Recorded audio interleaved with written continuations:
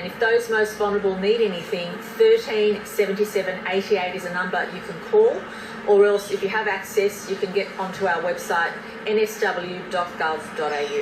I can't stress this enough. This is a stage where all of us have to be extremely vigilant in making sure we do the right thing and encouraging everybody else to do the right thing. In the case of my parents, I haven't let them out of the home and I won't, but we're making sure we provide what they need, and please do the same to your loved ones. But if you're someone who is at home and doesn't have anyone that can provide you that support, please contact us. We have already contacted tens of thousands of vulnerable people across the state, offering them support. If they haven't answered the phone 3 times after we've called, we've actually sent someone round to make sure they're okay. So please know you're supported. All of us are in this together. All of us have had to make major adjustments, and all of us are here to support each other. And I really today wanted to thank 2 parts of our community. Firstly, all of our frontline workers who are doing an amazing job, whether it's our teachers, whether it's our police officers, and I'm joined today by the Commissioner for Police. And can I say the police in the last little while, they're always outstanding, but in the last little while they've been especially outstanding. They don't want to have to issue tickets on the spot for people doing the wrong thing, but they have, and they'll continue to do that, because more than ever, we have to keep our community safe. And in particular, I want to thank all of our health professionals who've already supporting our hospital network throughout the state and our health system. But more importantly, we'll be asking so much of them in the coming weeks and months. And I can't be prouder of all of them. So no matter what you're doing in our community that's essential, no matter what you're doing to support everybody, we're thinking of all of you. And please know that I would never ask anybody to do anything that I wouldn't be prepared to do myself. If New South Wales has to take difficult decisions, we will, because we're at a critical stage where we want to stop the community-to-community transmission. That's critical for us to make sure the virus doesn't spread and we don't have more people in hospital than we can cope with. We never want to get to that situation, and that's why it's really important for us to ramp up our enforcement, ramp up our compliance, but also make sure that everybody has clear information. And I also want to thank everybody for your patience, because this week alone, there's been a lot of information provided about what you should do and what you shouldn't do. I want to thank everybody for your patience, but you've been responding. We've seen far more limited activity everywhere. We've seen a reduction in people moving around the community. Attendance at schools is 10% or less, and I suspect that number will continue to go down.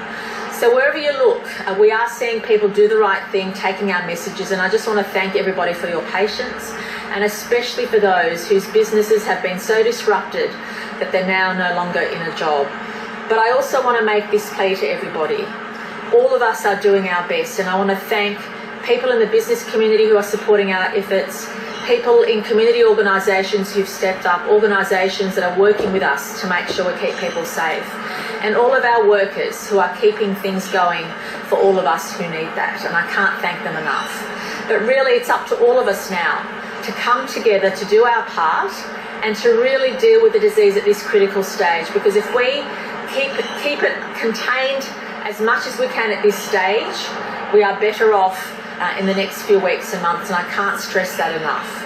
So please heed the warnings. Please don't move around unless you absolutely have to. If you're an older or vulnerable person, don't even leave home. But please know that no matter what decisions our state takes in the coming days and weeks, that you'll always have a supermarket you can get what you need from. You'll always have a pharmacy. You'll always have those essential things that you need to use for your daily health. So please know that is never in question. There is no need to panic. There is no need to hoard. Those essential things will always be available. But you do need to really take stock of your personal movements, the movements of your loved ones, and also those in the broader community.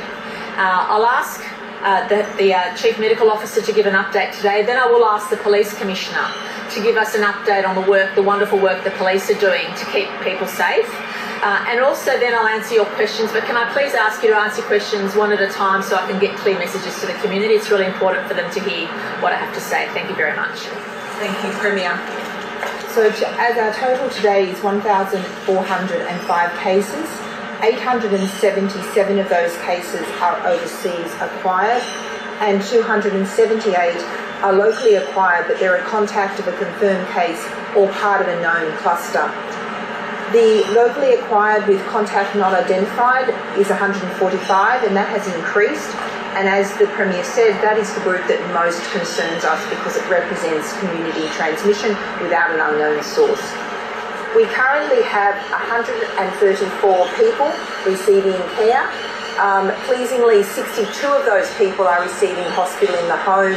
We have 19 in ICU and 53 in hospital wards. Thank you.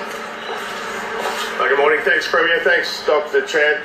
From New South Wales Police perspective, we are out there. We are still patrolling the streets. The Police Operations Centre has been open for over a week under the command of Deputy Commissioner Jeff Lloyd. It's important to note that crime is actually down compared to last year in most of the crime categories. Now, what's it mean? The streets are safe and people are generally behaving themselves. So I would ask that we continue to be calm in the streets and calm at home. We know that it is challenging times, so that it is important to note that you are safe. You're safe in Sydney, you're safe at Homebush, and you're safe in regional New South Wales. We're 17,000 strong, 4,000 civilian police employees who are all turning up for work, and we will maintain public safety in the state of New South Wales.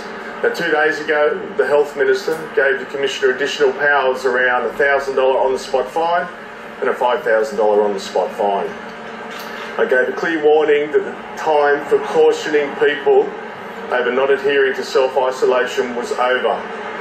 Prior to that, we'd received around 200 Crime Stopper calls for people not complying. Since then, that has gone up to 800, which is 600 calls in 2 days.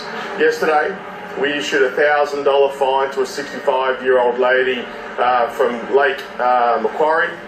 And what's disappointing, this lady had a caution on Monday, a caution to self-isolate. Yesterday she was found walking around the streets. $1,000 fine. Yesterday, police from City of Sydney Police Area Command conducting business inspections, ensuring there is compliance, came across a massage parlour, $5,000 fine to the business owner, and 3 employees received a $1,000 fine. Of course, this brings me no joy.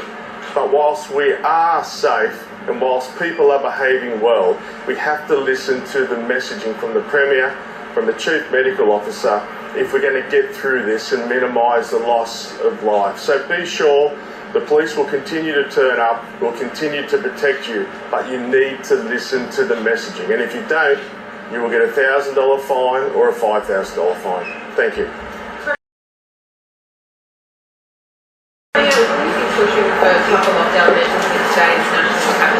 Look, I want to make it clear that I receive daily advice. I'm supported by experts on a daily basis, and I'll be going into that meeting putting a case for New South Wales. But I want to assure the community that no matter what decisions are undertaken today or tomorrow or in the next few days or the next few weeks, there is no need to panic and there is no need to worry about being able to get things that you need to keep you and your loved ones safe and well. So please be assured that is the case. But New South Wales and Victoria in particular, we've always been very forward-leading when it comes to making sure we're keeping the community safe.